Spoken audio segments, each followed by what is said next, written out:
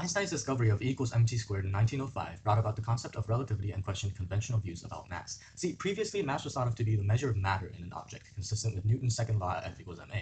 Einstein says that instead of defining mass as something concrete made up of the addition of smaller components, there is also an addition of extra mass from certain energies that the particles possess. So, for example, everything in the universe is made up of atoms, which are made up of quarks. If you add up the total mass of these quarks, you only get a small portion of the total mass. Well, that seems impossible, but it's true. It turns out that these quarks are held together and vibrate, holding a certain amount of energy, and when you divide this energy by c squared, you get the rest of the mass. And even the mass of those quarks actually turn out to be energy divided by c squared as well. Essentially, what has been measured as mass up until Einstein has actually been a measurement of his energy divided by c squared.